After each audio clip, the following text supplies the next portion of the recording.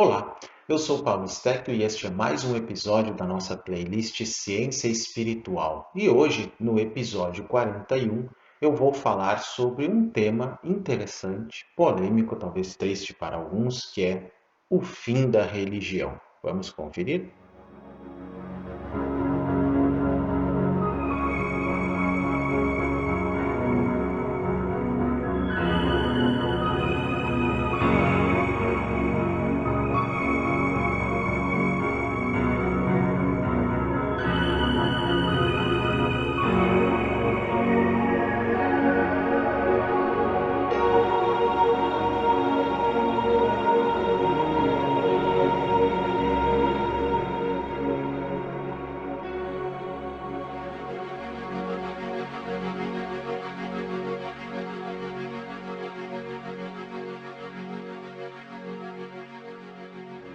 A religião está acabando?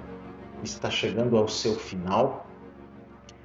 E se a religião está terminando, está nos seus estertores, o que vem por aí? O que restaria no mundo? Pois esta é a pergunta e também uma opção de resposta do livro que nós vamos analisar hoje. Este livro se chama O Fim da Religião e o Renascimento da Espiritualidade, resgatando todo o potencial do sentimento humano, de Joseph Chilton Pearce. Este livro foi publicado pela editora Cultrix no ano de 2009, mas o seu original é de 2007, uma publicação americana, feita pela Park Street Press. Mas o título original dessa obra, que talvez a editora Cultrix tenha, digamos, suavizado para o leitor brasileiro, é Death of a Religion and the Rebirth of Spirit, A Return to the Intelligence of the Heart, ou, literalmente, Morte da Religião e o Renascer do Espírito, um retorno à inteligência do coração. Esse nome em português ficaria bastante pesado, talvez, né? Então se preferiu o fim da religião e o renascimento da espiritualidade. Mas, dois pontos em que este autor toca muito são a religião como um dogma e também uma soteriologia bastante contestável, ou seja, um propósito, né? Toda religião tem o seu propósito, seja a salvação, seja a iluminação, seja o despertar, seja só um viver no paraíso eternamente, não importa, sempre há um propósito da prática religiosa. E no que se toca à espiritualidade, ele deixa bem clara a relação dela com autoconhecimento e sabedoria. E isso não só nesta obra, O Fim da Religião, mas em todos os seus outros 12 livros. Mas para vocês conhecerem um pouco inicialmente o autor, né, Joseph Chilton Pearce, para saber quem ele foi, já faleceu, ele é autor de 13 livros que escreveu entre 1971 e 2012. Ele faleceu aos 90 anos, né? Ele nasceu em 1926 e morreu em 2016. Ele foi um autor americano de uma série de livros sobre desenvolvimento humano e desenvolvimento infantil. E ele é mais conhecido pelos livros The Crack in the Cosmic Egg, de 1971, Magical Child, de 1977, e The Bound of Power, Meditation and Holiness, de 1981. Ele preferia ser chamado Joe. Então, ele recebeu um diploma de mestres em artes pela Universidade de Indiana e fez estudos de pós-graduação no Geneva Theological College em Beaver Falls, na Pensilvânia. Pearce ensinou humanidades em faculdades até meados da década de 1960 e, a partir de então, dedicou-se a escrever e dar palestras. Nas décadas seguintes, ele escreveu sobre temas que vão desde o desenvolvimento infantil, conexão mente-coração e temas da espiritualidade em mais de 12 livros. Aliás, vídeos sobre isso, né, palestras, vocês encontram tanto no YouTube, né, quanto no site dele. Né, é só colocarem lá o nome dele, né, Joseph Chilton Pearce, que vocês encontram até pela Wikipédia, o website dele, que continua ativo mesmo depois do seu falecimento. Ele tem alguns vídeos, obviamente em inglês, com palestras, né, e algumas falas dele sobre esses temas de desenvolvimento humano e desenvolvimento infantil. Mas qual era o cerne da teoria, né, da visão de Peirce? Ele apresentou a ideia do coração, ou mente compassiva, como sendo uma categoria de função cerebral igual em estatura ao tálamo, córtex pré-frontal e a parte inferior do cérebro. Peirce acreditava que as brincadeiras ativas e imaginativas são a mais importante de todas as atividades da infância, porque cultivam o domínio do ambiente que ele denomina de competência criativa. As crianças que negam essa forma de brincar desenvolvem sentimentos de isolamento e ansiedade, na visão de Peirce. Ele também acreditava que o vínculo entre pais e filhos é crucial e via o parto clínico moderno e a falta de amamentação como obstáculos a esse vínculo. Nos anos de 1970 a 1980, Peirce praticou meditação sob a orientação de Swami Muktananda e escreveu um livro sobre o assunto que é o The Bond of Power. Michael Mandiza escreveu no próprio site de Peirce em 2015 acerca do livro O Fim da Religião. A morte da religião e o renascer do espírito explora como a religião organizada é uma falsificação, colocando imagens e ídolos, cerimônias e crenças no lugar de verdadeiros modelos de desenvolvimento. Aliás, essa é uma afirmação bastante corajosa, né? Tanto de Mandiza quanto do próprio Peirce, de quem ele está falando, que a religião organizada é uma falsificação. Eu diria que é a grande fake news da história. Tem dois pontos importantes sobre as ideias de Peirce que é importante, né, que é bom a gente enfatizar já de início. A primeira é o seguinte: Peirce era crítico tanto da religião quanto do cientismo, pois ambos seriam formas de crença e dogma que fazem muito mal à humanidade. Nesse sentido, religião não é espiritualidade de fato e cientismo não é ciência de fato. Apenas uma ciência espiritual corrigiria isso, retirando o cientismo da ciência em prol da busca do conhecimento e o dogma da religião em prol da espiritualidade mais profunda. Essa é a proposta tanto de uma nova espiritualidade quanto de uma ciência emergente. Então, para Peirce, cientismo, que seria a visão da ciência como uma crença ou aquela tendência arrogante de muitos cientistas de que só eles produzem conhecimento, e eu já falei sobre isso em outros vídeos, até quando eu falei em Paul Ferreira Band, esse cientismo, né, que é uma crença nesse sentido, para Peirce é tão pérfida para a humanidade quanto a religião. Então ele fala que temos duas religiões no mundo. A religião espiritual, esta que segundo ele também está nos seus estertores, e a religião científica, que para ele ainda não é verdadeira ciência. Esse é o primeiro ponto importante. O segundo ponto importante tem a ver com as origens da religião. Isto está entre as páginas 169 e 171 do livro dele, que diz o seguinte: uma cristã fundamentalista, mulher aparentemente esclarecida com título de doutorado, essa pode ser chamada doutora então, né? Me explicou em detalhes por que nosso dever de adultos é dominar a vontade dos bebês e das crianças, ensinando-os a obedecer para que eles, sem vontade própria, se submetam à vontade de Deus e sejam obedientes a Ele. Se não fizermos isso, disse ela seriamente, e deixarmos a criança agir como quiser, tanto a alma dela quanto a dos adultos correm perigo e podem parar no inferno. Este é o Deus que ama sua criatura. Livros que recomendam castigo corporal, pelo menos a partir do 15º mês de idade, foram e ainda são best-sellers. Evitar castigos é estragar os filhos, né? Como dizem alguns, tem uma longa história, nós podemos mudar a frase para evitar castigos é prejudicar o mundo corporativo que conta com essas crianças dominadas para suas fábricas e nosso pentágono que precisa delas como bucha de canhão. Sem castigos, podemos criar um indivíduo de verdade, um perigo para a sobrevivência da cultura. Conheci um professor universitário pregador na juventude, antes de perceber que sua fé era uma piada, que escreveu um livro baseado em pesquisa brilhante sobre aquilo que ele considerava um grande erro histórico, o monoteísmo. Lembro-me de um professor do ensino fundamental explicando-nos que o monoteísmo era o maior feito que nossa espécie fora capaz de realizar. O livro do meu amigo mostrava que ao longo da história houve paz em todo o grupo social ou individual capaz de descobrir Deus livremente no interior de si mesmo e do seu mundo, elaborando qualquer relação que parecesse mais lógica. Mas, quando surgiu a noção de um Deus único, e ainda por cima um Deus masculino, ciumento e violento, tudo foi por água abaixo. O lema que passou a valer foi: seu Deus e meu Deus não podem ser ambos o verdadeiro Deus, por isso um de nós tem de desaparecer.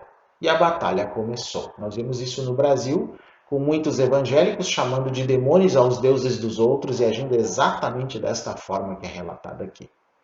Continuando. No Ceilão, hoje Sri Lanka, Kataragama reinava em seu domínio de 45 quilômetros.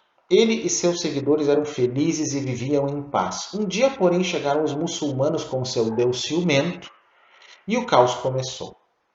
Por quantos séculos os muçulmanos e os judeus se mataram na base do olho dente por dente, todos eles cegos no meio da luta? E talvez acabem destruindo o nosso planeta, deixando-nos com o único Deus verdadeiro, o Deus da destruição absoluta. Ao longo da história, tudo que gera vida, crescimento e colheita, tudo que faz nascer alguma coisa é feminino, consequência lógica da experiência. Mas se a natureza é um conceito de todas as culturas, o pai natureza parece ser uma novidade cristã. A escolha que fazemos das metáforas sempre refletirá em algum momento nossa história pessoal, nosso passado, nossa profissão ou interesse principal. Se examinarmos a linguagem dos ensinamentos de Jesus, tão ricos em metáforas e analogias, suas parábolas, seus ditos e explicações de sua cosmologia ou ponto de vista, veremos que todos eles têm relação com a terra e a criação. Os ritmos da natureza e suas estações, arar, plantar, semear, podar, colher, a chuva caindo sobre os justos como sobre os injustos, são imagens da terra e da criação que nunca têm fim. Basta ler qualquer episódio ou fato atribuído a Jesus, substituindo aquele Pai santificado pelas palavras ela ou criação, para que o texto ganhe um sentido novo e interessante. A palavra religião vem do latim religio, que significa religar, reconectar, refazer a ligação com alguma coisa do passado. As origens da religião podem estar num esforço para restabelecer o elo com a vida destruído pela cultura. Mas refazer a ligação com o passado leva à repetição do passado no presente, como ensina Robert Sardello. Isso nos afasta do momento presente que dá origem ao futuro e a todas as coisas novas. É no aqui e no agora que temos de procurar os motivos que nos levam à violência e à guerra. Veja então que ele deixa bem claro que a religião que então estaria já nos seus estertores é esta religião machista, de domínio, de controle, que já desde que uma criança nasce coloca suas mãos sobre a consciência dela e não a deixa se expressar. E se a vida, ao nascer, já não pode se expressar adequadamente, que espécie de benefício a religião produz para a humanidade, se ela limita a vida humana sob a casca de um falso moralismo? E isso nós vemos muito no cristianismo, às vezes dentro do espiritismo brasileiro também. Digo mais brasileiro, que é muito mais devocional do que experimental e científico que o espiritismo francês, por exemplo. Como isso pode ser? Mas isso vale também para todas as religiões abraâmicas e mais algumas outras, né? Digamos que nenhuma religião está livre disto que ele fala, de alguma forma de contenção da expressão humana. Todas elas padecem deste mal em maior ou menor grau.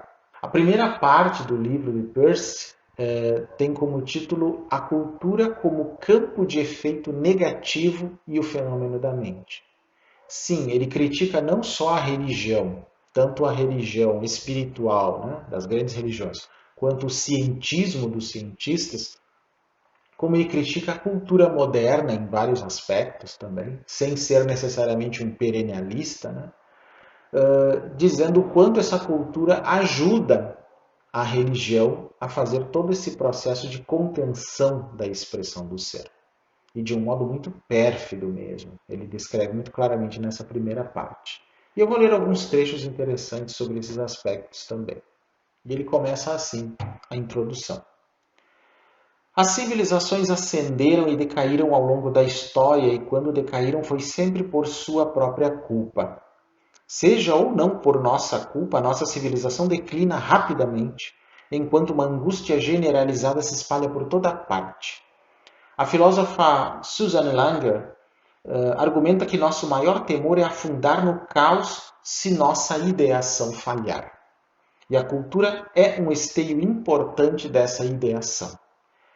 Ponham em risco nosso edifício de crenças, práticas e perspectivas que constitui o sistema de nossa ideação cultural, e nosso próprio senso de identidade estará ameaçado.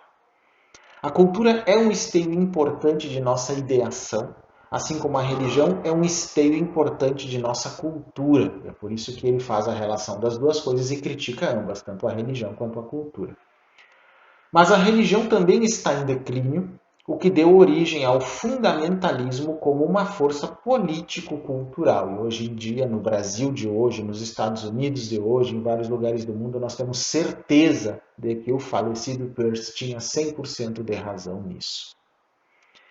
Continuando, surgindo em meio aos adeptos de todos os sistemas religiosos, antigos e recentes, o fundamentalismo atiça o fogo do próprio colapso da civilização que tanto tememos. Ao mesmo tempo, nossas atuais tecnologias científicas, que se tornaram um esteio ainda mais poderoso de nossa ideação cultural, nos causam danos em todos os sentidos, físicos, mentais e morais, e uma vez que seu modo de atuação é indireto e sutil, esses danos não são reconhecidos. E aqui ele começa então também a crítica ao cientismo dentro da ciência. Assim como costumávamos recorrer à religião como fonte de esperança e conforto, hoje recorremos à ciência, que é a religião com sua própria marca de fundamentalismo protecionista. Essas duas religiões, científica e eclesiástica, têm efeito igualmente destrutivo para o espírito, a mente e a natureza, e ambas dão origem à violência e ao declínio da civilização. Veja, essa é uma acusação bastante pesada, tanto a religião, a cultura e a ciência. E esse trinômio, segundo ele, está todo, digamos, mancomunado desde a origem desses três temas, né? Nessa situação caótica em que nos encontramos no mundo hoje. É verdade que ainda temos uma civilização, mas nossas ações dificilmente se enquadram num espírito de civilidade. E apesar de nossas muitas religiões, o vazio espiritual parece epidêmico. Isso parecia profético em relação aos momentos que nós passamos agora, né, nesses momentos atuais da humanidade. Realmente, o nosso espírito de civilidade, principalmente nesses tempos de pandemia e de negacionismo, estão indo para o beleléu, literalmente. A maré crescente de violência contra nós mesmos, nosso planeta e as outras pessoas é cada vez mais intensa, enquanto movimentos esporádicos em direção a uma nova renovação espiritual se fragmentam num clima de incerteza. A morte iminente da religião, no entanto, poderia criar ou ao menos permitir o renascimento do espírito. Quando ele usa essa palavra espírito, que aí foi traduzido por espiritualidade, né, no título em português, ele também está se referindo à palavra espírito como um sinônimo de mente e também um sinônimo de consciência. Mas também o espírito relacionado ao coração, à compaixão, à conexão que temos uns com os outros. E é isso que ele desenvolve não só neste livro, como ao longo de todos os seus 13 livros. No livro The Ascent of Humanity, Charles Eisenstein mostra graficamente que uma compulsão dentro de nós para a predição e o controle é uma falha fundamental de nossa aventura humana. Todos os esteios da ideação cultural que nos foram legados ao longo de gerações se baseiam na predição e no controle de nós mesmos, dos outros, da natureza e do mundo. Partimos do princípio de que um sistema tão complexo de tendências compulsivas é instintivo e natural e não conseguimos realmente pensar para além dos limites de predição e controle, nem mesmo para questionar aquilo que parece ilógico. E hoje em dia, em tempos de negacionismo, isso faz todo sentido. Todo o nosso edifício mental de civilização deriva, sustenta e é sustentado por essa compulsão pela predição e pelo controle. Proponho aqui a tese de que a força superior do amor por si mesmo e pelas outras pessoas é tanto nossa natureza verdadeira quanto o fundamento substancial do nosso sistema genético. Ademais, acredito que essa força superior se move hoje dentro de nós com o mesmo ímpeto de sempre, pois nosso interesse pela evolução é o mesmo interesse que a evolução tem por nós, um fenômeno típico de retrocausalidade. Aí no trecho seguinte ele fala sobre o que eu considero ser ciência espiritual. Nossas duas religiões atuais, a científica e a eclesiástica, podem se ofender com minha alegação neste livro de que elas são destrutivas para a vida e a civilização, pois não promovem amor nem abnegação e representam de fato uma involução. No entanto, o reconhecimento desse efeito regressivo é necessário se quisermos pôr mãos à obra e abrir-nos de novo para a força evolutiva do amor e da abnegação, que parece estar por trás de nossa vida e do cosmos. Essas inteligências superiores, dando origem à espécie humana, são nossa verdadeira espiritualidade e seriam secundadas por uma ciência verdadeira, que eu e Steve Taylor chamamos de ciência espiritual.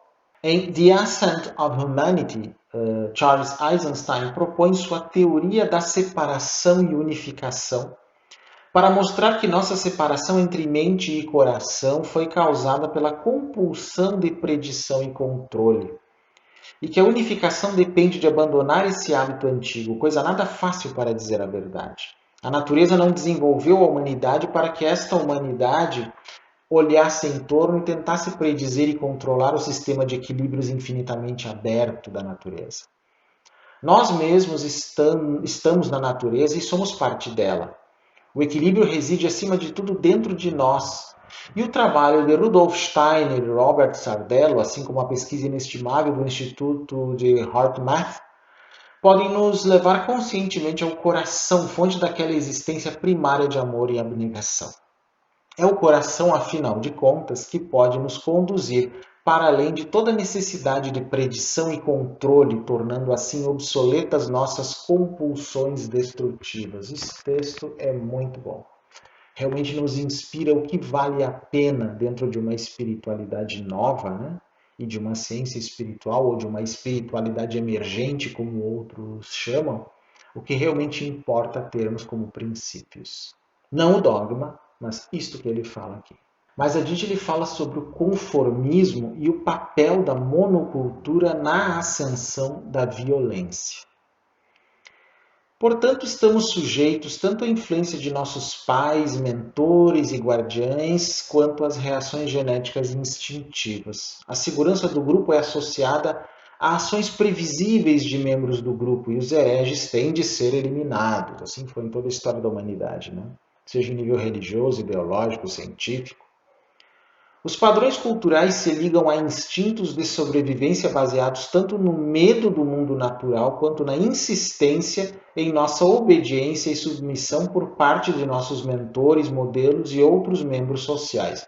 Inclusive aí aparece a dissonância cognitiva, né, para negar os fatos e abafar qualquer pensamento diferente. A injunção implacável faça isso ou aguente as consequências tem nos perseguido através dos séculos. Dessa maneira, criamos inconscientemente uma placa de Petri para a nossa mente, um tubo de ensaio mental no qual tentamos inserir a própria vida na tentativa de afastar os aspectos aleatórios da criação e de cada um de nós, ou seja, no esforço de predizer e controlar a natureza e nós mesmos. Ironicamente, esse esforço de controle só aumenta a aleatoriedade da vida, muitas vezes perturbando qualquer equilíbrio natural que houvesse em nosso início e obrigando-nos a usar um esforço de controle ainda mais rigoroso. A cultura, enquanto ruptura da cadeia evolutiva, tema presente no mistério do Gólgota, deu e ainda dá origem à religião, um dos fundamentos e meios de sustentação essenciais da cultura. Esse ponto dificilmente seria aceito por Gerard ou Bailey, mas eu me identifico com o poeta William Blake, quando ele afirma que não existe religião natural. A religião não surgiu do espírito, pois é uma antítese dele, mas ironicamente ela é sustentada pela ânsia que parece despertar em nós. Assim, famintos de espiritualidade, nós nos voltamos para a contrafação religiosa da cultura como último recurso. Eu dou um exemplo no Brasil, e o Brasil atual, como eu falei há poucos dias num comentário em rede social, que o nosso país ele é cheio de religião, mas muito pobre de espiritualidade. Por que eu digo isso? Eu afirmo realmente que o Brasil é cheio de religião, né? Um caldo religioso, mas é muito pobre de espiritualidade. Porque tem praticamente todas as religiões representadas aqui, algumas intensamente, e isso nos faz ver o dogma, a luta entre as religiões, o preconceito religioso, mas vemos muito pouca ação coordenada em prol do ser humano, que seria algo da espiritualidade rica e não pobre. Vemos uma espiritualidade limitada, uma espiritualidade só dos seus, o benefício só para os seus, né, que demoniza os outros, demoniza as outras religiões e aqueles que nem têm religião, por exemplo. Então continua Peirce. Na verdade, estou usando as palavras espírito e espiritual com receio, porque foram desgastadas por vendedores ambulantes, mas o conceito de espírito, tal como é usado aqui, é a própria vida desejando exprimir-se. Espírito é a própria vida desejando exprimir-se. Permitir que a vida se exprima é, então, na visão de Peirce, espiritualidade. E isso se opõe à religião. É esta espiritualidade que deve retornar, renascer, como diz o título dele. E a religião que deve morrer é a religião do dogma, que inclusive atrapalha e oprime essa vida que quer se exprimir. O filósofo neoplatônico Plotino dizia que o mundo é o amor exprimindo-se a si mesmo e que o espírito é o modo de ser para si que jorra em forma de vida. O espírito, enquanto vida, ama a si mesmo porque é a própria vida. Nós amamos a vida só quando amamos a nós mesmos apaixonadamente. A vida exclama com júbilo, levanta a pedra e estarei ali, fende o galho e estarei ali. O amor próprio é o fundamento do espírito, assim como o ódio de si mesmo é a base da religião e da cultura que a reproduz. O Brasil atual é a prova disto. Os Estados Unidos atual é a prova disso, só para dar bons exemplos, ou péssimos exemplos. Estigmatizar o amor próprio, matriz de todas as formas de amor, como um narcisismo patológico, é um crime contra a nossa natureza e uma típica artimanha cultural que leva à destruição do eu e do planeta. Estamos tentando mostrar que a vida enquanto espírito é uma força usurpada pela cultura, deixando, segundo a crença acadêmica, somente uma reação ou função mecânica ou química que, portanto, o método científico deveria ser capaz de predizer e controlar. É claro que, então, essa reação mecânica também seria destituída de reconhecimento e percepção do espírito, deixando o cientismo como nosso único Deus. O espírito, como vento, é aquilo que sopra onde quer e ninguém sabe quando vem e quando se vai. Um capricho aleatório e imprevisível que simplesmente não combina com a mentalidade de controle que orienta indiretamente tanto a religião quanto o cientismo. Veja que quando ele coloca o cientismo no mesmo pé da religião e não diz ciência ao invés de cientismo, ele está delimitando claramente qual aspecto da ciência ele repudia. O cientismo, o aspecto crença da ciência e não a ciência em si. Da mesma forma, então, o correspondente adequado da religião seria espiritualidade. Então, nós teríamos esses opostos. Religião versus espiritualidade, cientismo versus ciência, no seu sentido amplo e benéfico para a humanidade.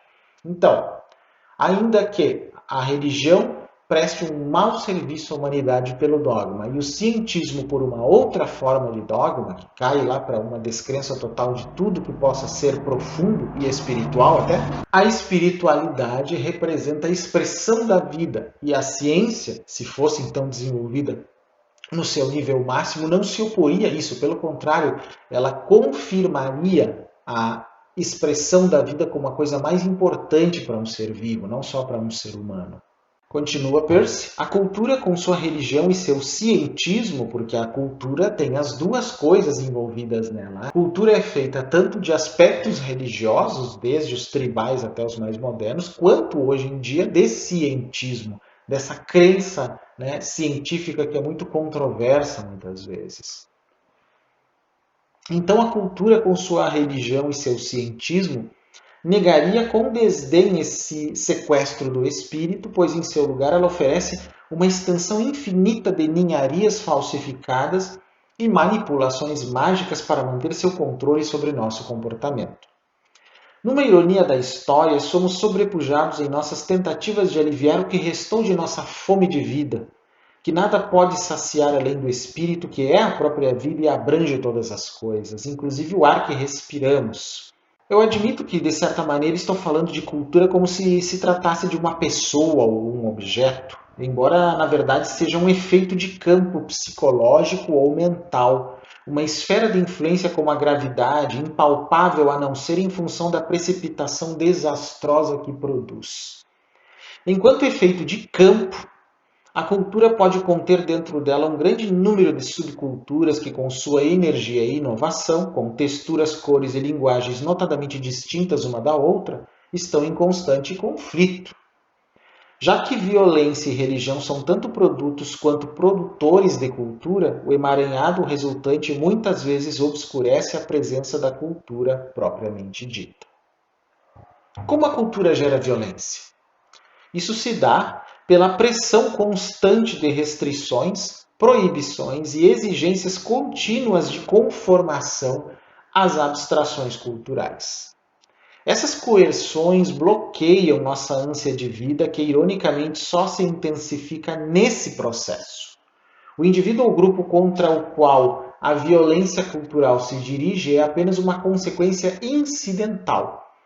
Aparentemente, nós sempre encontramos ou criamos um alvo para a nossa violência, seja ele interno ou externo. Quando nossa violência interna, que leva à doença e às neuroses, não dá conta do recado, conflitos ideológicos entre subculturas sempre estão presentes entre nós, fornecendo alvos externos óbvios. E aqui também se encaixariam todos os ataques aos direitos humanos, todos os ataques às minorias, todos os preconceitos, todo o capacitismo, toda a misoginia, tudo que a gente pode imaginar de preconceito vindo via cultura e via religião. A ciência também já produziu momentos de preconceito na história, como o darwinismo social, como o preconceito da década de 50 com relação às mães de autistas, dando a entender que os filhos eram autistas por culpa das mães, que eram consideradas frias demais, coisas desse tipo assim, né? Na segunda parte do seu livro, que se chama O Conflito entre Biologia e Cultura, Peirce apresenta uma teoria muito interessante que é chamada o acaso comum objetivo, que se opõe frontalmente àquela teoria espúria chamada design inteligente, que na verdade é um criacionismo velado para se opor ao evolucionismo. E ele diz o seguinte sobre essa ideia que ele tem do acaso. A ciência acadêmica parte do pressuposto dogmático de que a vida é um subproduto acidental de um acontecimento devido ao acaso.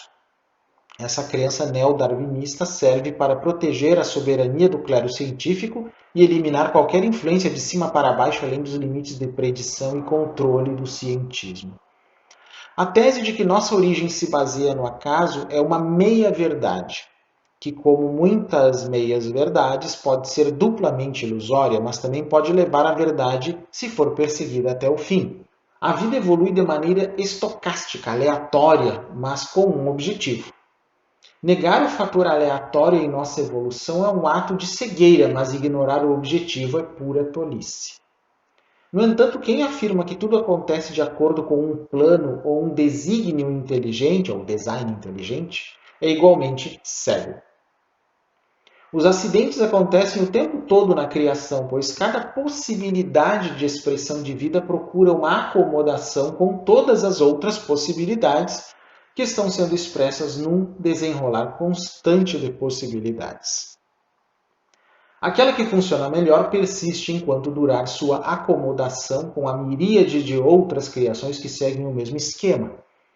Sem esse fator estocástico aleatório, né? Tanto nossa biologia quanto o universo teriam de ser máquinas, e nenhum dos dois se parece remotamente com uma máquina. A escala em que a natureza evolui é infinitamente grande quando observada por meio de tecnologias científicas como telescópios, imagens magnéticas, microscópios eletrônicos e assim por diante. As imensidões encontradas nas duas direções, para dentro e para fora, parecem nos reduzir enquanto indivíduos a algo insignificante, como costuma ficar implícito na visão científica.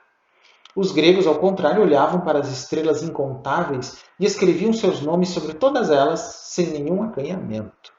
Mas nossa insignificância implícita pode ser amenizada por duas observações simples. Primeiro, somos tão grandes diante das coisas muito pequenas como somos pequenos diante das coisas muito grandes. Os modos de ser são relativos. Nosso corpo, por exemplo, se compõe de mais de 78 trilhões de células, sendo que cada uma delas é uma criatura que funciona de maneira semi-independente e inteligente, embora geralmente em harmonia com suas vizinhas. Quando observamos o cosmos interior do que somos feitos, ele nos parece tão absolutamente imenso quanto o cosmos exterior do telescópio Hubble. As duas direções requerem o mesmo tipo genérico de tecnologia científica para serem observadas e, embora pudéssemos viver aqui bastante bem sem observar nenhuma, somos curiosos por natureza, intrometidos, inquisitivos, atraídos por tudo que é de novo.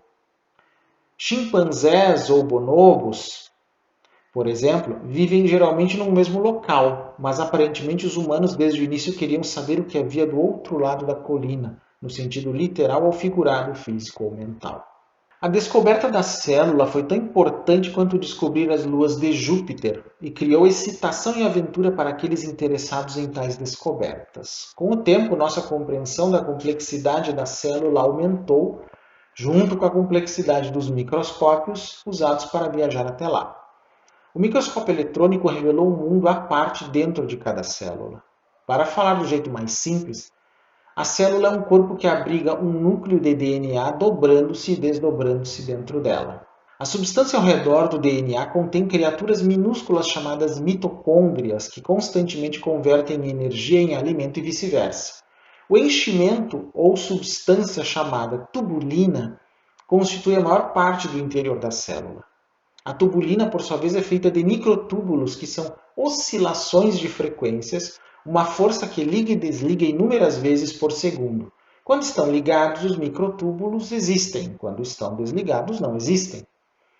Esse liga e desliga aparentemente sem sentido dá uma base sólida às estruturas celulares, mas se for encarado ao pé da letra, abala a lei eterna e absoluta da física escrita nas estrelas e nos céus. A energia não pode ser criada nem destruída. Mas a verdade última e definitiva é a ficção de uma coisa chamada energia. Quando a energia desliga e não está presente naquele momento, onde está ela? Na verdade, ela não existe em nenhum dos dois estados.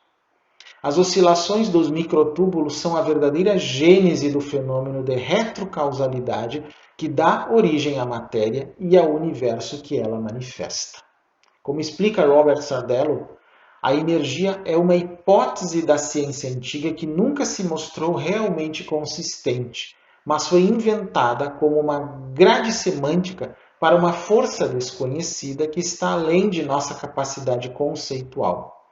Assim, a ciência rotula efeitos fantasmagóricos e oscilantes, como o neutrino e os microtúbulos, por conveniência, para disfarçar uma categoria do ser que, se viesse à luz, simplesmente iria desarticular tautologias científicas. É como se ele dissesse, ninguém sabe o que é energia, gente. E ele tem toda essa razão aqui. Mas ele fala que ela está, digamos, sendo uma máscara para uma força desconhecida. Essa força é falada por Mario Beauregard em seu livro Cérebro Espiritual, do qual ainda faremos um vídeo aqui. É falada por Erwin Laszlo em sua teoria do campo A e do campo M. É falado também por Steve Taylor, que chama isso de força espiritual no livro Ciência Espiritual. E em algumas outras tradições filosóficas e meditativas, isso é simplesmente consciência ou luminosidade da mente, luminosidade da consciência.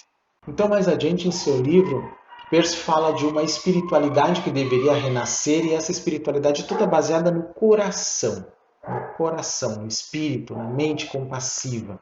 E aí ele diz assim, fala do que eu chamo de a falácia da autossuficiência, que é um conceito bastante interessante. Ele diz o seguinte: um mal-entendido comum entre pessoas com inclinações espirituais é o de que, se estivermos realmente centrados no coração, seremos completamente autossuficientes, ricos e plenos do ponto de vista emocional, sem depender de nada lá fora. Parte desse mal-entendido é a noção de que, enquanto dependermos de qualquer coisa lá fora, ou qualquer coisa depender de nós, não alcançaremos o desenvolvimento espiritual. Se isso fosse verdade, no melhor dos casos, experimentaríamos vários tipos de compensação que deixariam o nosso coração inquieto e insatisfeito, embora nosso ego pudesse se sentir orgulhoso das realizações espirituais. O relacionamento é tudo o que existe e tudo o de que nosso coração precisa. Aliás, vemos muitos espiritualistas caindo na falácia da autossuficiência por aí, né? Aquelas pessoas que querem meio que se afastar do mundo, que consideram que os outros são espiritualmente inferiores, então elas são também higienistas, né? Quase que é uma eugenia, na verdade, espiritual. E isso é muito comum entre espíritas, os novos espiritualistas, os New Agers, né? Alguns budistas caem às vezes nessa falácia também, mas muitos religiosos em geral acabam caindo nessa falácia da autossuficiência, que faz inclusive com que eles se apartem de um mundo que eles consideram inferior a eles. Gente, isso é de uma arrogância sem tamanho. Sem contar, né, na demonização da sexualidade, que é uma coisa muito antiga e que ele, no final da segunda parte do livro, ele trata. Ele tem alguns trechos bem interessantes sobre isso, né? Transgredindo a evolução e os muitos milênios de herança social e biológica, a religião inverteu a capacidade de integração da alegria e do prazer, que é recompensa, e o poder dissociado da dor, castigo, para aumentar o controle e modificar o comportamento de uma maneira que se opõe ao imperativo natural. Ela impõe sua lei pelo medo e pela dor, pelo castigo físico puro e simples ou pelo sofrimento ainda maior do abandono e da exclusão. Na infância, o abandono é o pior castigo, e na adolescência indica afastamento da herança genética e dos prazeres e alegrias da sexualidade e dos relacionamentos em geral, deixando uma sensação de desespero e solidão. Na vida adulta, a alienação e o ostracismo da sociedade e dos prazeres do relacionamento são racionalizados, compensados ou até sublimados pela justificativa de que as coisas são o que são e não temos poder para mudá-las. Isto é um grande problema na espiritualidade brasileira, inclusive. É assim porque Deus quer. Muitos cristãos protestantes e espíritas caem nessa falácia também. A fé religiosa cria uma desigualdade entre os sexos que prejudica o elo da dinâmica entre homens e mulheres necessário para a vida familiar e a sociedade. A religião atribui às mulheres consideradas origem do pecado da sexualidade uma noção pesada de culpa, transformando os homens em eternas vítimas. Mas ela também afeta os meninos, tornando o sexo e até as funções corporais um tipo de indecência. Sobretudo na tradição católica, qualquer desvio das imposições culturais com relação ao sexo é considerado um pecado ainda pior se o ato for prazeroso. Aliás, isso foi negado às mulheres, né? Durante muito tempo, ainda é negado, e em muitos lugares do mundo ainda é negado fisicamente, né? Tanto em lugares da África como no mundo islâmico e em outros lugares, em que simplesmente o clitóris das mulheres é extirpado para que elas não sintam prazer. Vejam que é absurdo isso. Então, como ele diz, mas se você precisar mesmo de sexo, é melhor casar do que arder no inferno, como afirma o misógino Paulo de Tarso, né, o apóstolo Paulo. Mas a religião, em todas as formas que assumiu ao longo da história cultural, renegou o demônio e os desejos ou prazeres da carne. Seja qual for a religião, o corpo é ruim e a alma é boa. De novo, podemos encontrar uma resposta nos textos de William Blake. É melhor assassinar uma criança no berço do que alimentar desejos insatisfeitos. Renegar o corpo em favor da alma é a grande barganha que fizemos com o Deus da religião. Renuncie ao demônio e a todas as obras da carne, e acima de tudo renuncie à natureza, pois ela é parceria do demônio e nosso maior inimigo, feminino, é claro. Somos convencidos a lutar com a natureza e extrair seus segredos para conquistá-la graças a eles e destruir seu poder, como disse Francis Bacon. O filósofo matemático Alfred North Whitehead afirmou que a ciência só poderia ter surgido no mundo cristão, mas a negação da carne que levou à morte quase completa do espírito é comum a todas as religiões. E aí, encerrando no seu livro, ele diz algumas palavras sobre o próprio fundamentalismo. O fundamentalismo que surge em toda parte hoje em dia se deve à consciência crescente da morte progressiva da religião. E a religião, enquanto conceito e força cultural, é um esteio básico da plataforma da ideação cultural. O comportamento violento dos fundamentalistas se tornou uma ameaça grave e lutar aqui, numa época como a nossa, em nome de uma base autêntica para a imagem de Jesus, falsificada pela mitologia e destituída de brilho, parece perda de tempo. No entanto, esse livro em questão, é um argumento a favor da cosmologia da mente apresentada por Jesus, uma força contracultural tão poderosa que levou ao acontecimento do Gólgota, mas que depois foi reduzida ao silêncio. Desde então, a cultura, enquanto força destrutiva, cresceu sem parar e seu divórcio entre mente e criação caminha agora para um clímax final e absolutamente desastroso. É significativo o fato de que hoje em dia, em qualquer ambiente ou reunião, podemos discutir abertamente a filosofia de Sócrates, por exemplo, sentindo que o tema é válido e pertinente, mas se alguém mencionar a filosofia de Jesus, a resposta é um silêncio constrangido. Esse é o preço que pagamos ao cristianismo. Lembrando o comentário de Robert Wolff sobre a tribo do Senoi na Malásia, não temos ideia do que perdemos. E uma das frases finais do livro dele que eu gosto muito, que é na realidade uma observação atribuída a Piaget, é de que a mente é uma propriedade emergente do cérebro que, ao atingir a maturidade, pode tomar outro rumo e influenciar a própria estrutura que a produziu. Steiner viu isso sob uma luz mais abrangente, falou em permitir que o coração nos ensine uma nova maneira de pensar para que ele mesmo descubra sua própria etapa evolutiva. A metamorfose do pensamento pelo coração iria, por sua vez, dar ao coração o elemento necessário de reciprocidade para gerar uma nova criação. Desse modo, um sistema, o coração, cria um produto, a mente humana, que permite ao sistema transcender a si mesmo. Mas a cultura trouxe uma divisão entre o coração e a mente, fazendo com que a evolução perdesse o rumo. Fica bem claro, então, que a morte da religião vem por sua própria causa, a consequência dos seus atos. Da mesma forma, o fundamentalismo é uma tentativa desesperada de sobrevivência da religião. E hoje em dia, bem em tempos de pandemia, eu vejo o negacionismo, uma certa ascensão do conservadorismo, a pós-verdade, como todos, digamos, parentes do fundamentalismo, nessa tentativa desesperada de que a religião mais antiga, conservadora, dogmática, hipócrita e moralista, de sobreviver. Só que, como deixa bem claro o Peirce já, 4 anos atrás ele faleceu, e esse livro foi escrito em 2007, 13 anos atrás. Então, 13 anos atrás ele já falava coisas que hoje são muito claras, evidentes para nós. E estão num nível ainda mais sério do que na época em que ele escreveu este livro. Se colocarmos mais 10 anos à frente, o que acontece com tudo isso? Eu vejo em mais 10 anos um ocaso ainda maior das religiões instituídas, exatamente por tudo isso que ele falou, toda essa denúncia que ele faz no livro dele. A questão é como será o renascimento da espiritualidade. Pois é.